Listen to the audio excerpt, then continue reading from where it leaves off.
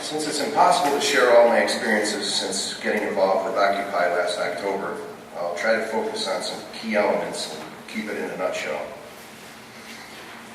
My involvement with the Occupy movement began right here in Hartford at Turner Point Park last October.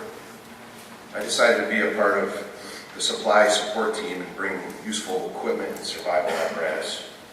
I donated sleeping bags, solar showers, AC/DC inverters to provide some electricity, money, and food to begin with.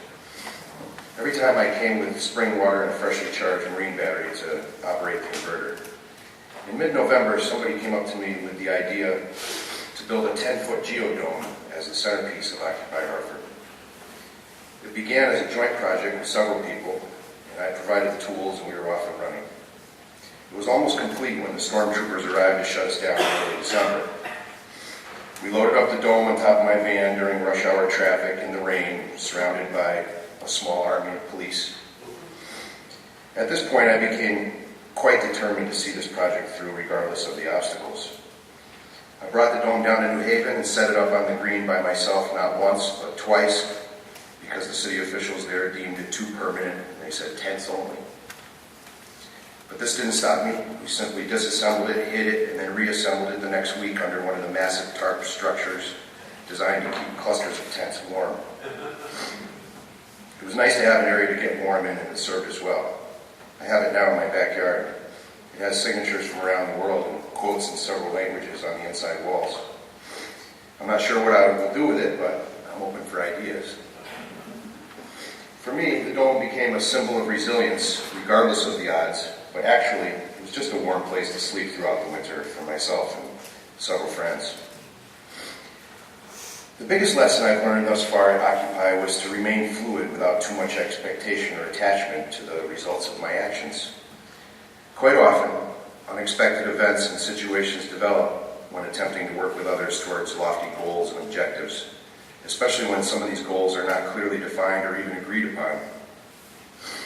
I learned to pay attention to the ideas and concerns of others and to listen more than speak. My grandma always told me, God gave you 2 ears and 1 mouth for a reason. By doing this, I noticed that people were more apt to listen to my ideas and thoughts, so at times we had real proactive dialogue going on. Many nights I stayed up late at the camp discussing various political ideologies, the endless proliferation of wars, Wall Street schemes, and the likelihood of our success in forcing change peacefully. Notice I said likelihood. You can't put this much effort into something and expect failure. Success and failure are greatly subject to personal interpretation anyway. In my opinion, there's been some measure of success so far, simply by changing the discourse of the country to draw attention to the various profit-motivated scams typical in today's business and political climate. Will we continue to allow 50,000 plus lobbyists to mold laws and policies for us? Will we continue to allow Goldman Sachs executives to run our treasury? Will we continue to allow the military-industrial complex to influence our foreign policy? There's a high price to pay for this insanity, and we are paying it now. These issues are coming to a head, and I believe our actions, or lack thereof, in the near future will make it or break it for our children and grandchildren.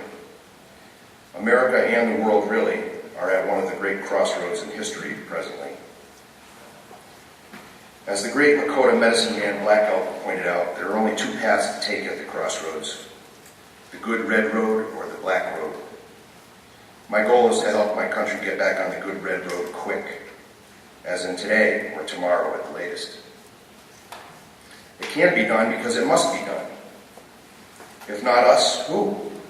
If not now, when? We all feel the sense of urgency, but so many of us feel so overwhelmed and powerless. These feelings create our apathy, thus allowing the madness to continue, which causes us to continue down the black road as if there's nothing we can do about it. Nothing could be further from the truth.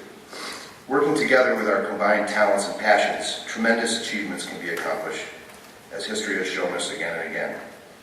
Some mountains will have to be moved, some mountains must be fiercely defended, so to speak. What it requires is inspiration and unity of purpose. I believe the ridiculous profit margins of the banks and oil companies in particular, even after the crash of the economy, have provided the inspiration for this movement.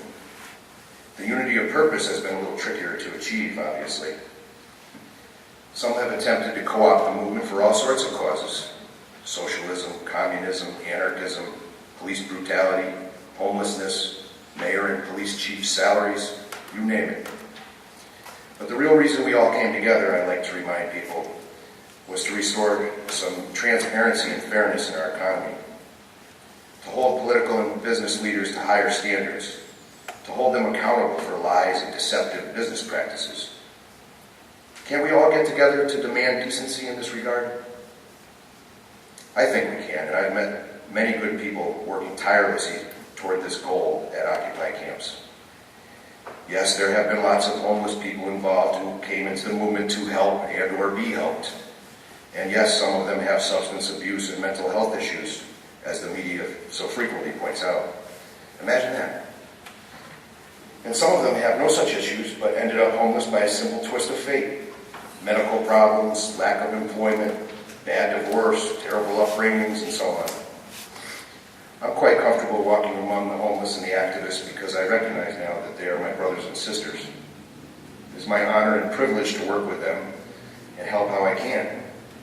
Not a burden or a sacrifice, really.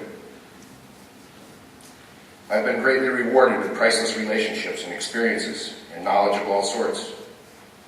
Obviously, the camp wasn't going to last forever, but I'm very proud to have been a part of it, and I'm sure the movement will continue to grow in amazing new directions as we learn to listen and interact with each other better every day. I would like to share with you one of the most inspirational quotes I've ever heard. I keep it on the wall near my computer. One of my heroes, Bobby Kennedy, said this in 1968, the year I was born, and of course is finally here. Few men are willing to brave the disapproval of their fellows, the censure of their colleagues, the wrath of their society. Moral courage is a rarer commodity than bravery in battle or great intelligence. Yet, it is the one essential, vital quality for those who seek to change a world which yields most painfully to change. Well, my friends, I think moral courage is on the rise today like a phoenix. I see it in the actions of occupiers and activists right here in this congregation. Perhaps one of the principal reasons I got involved in this cause was because of the inspiration of seeing so many people right here at USH working hard to achieve social justice for a host of good and just causes.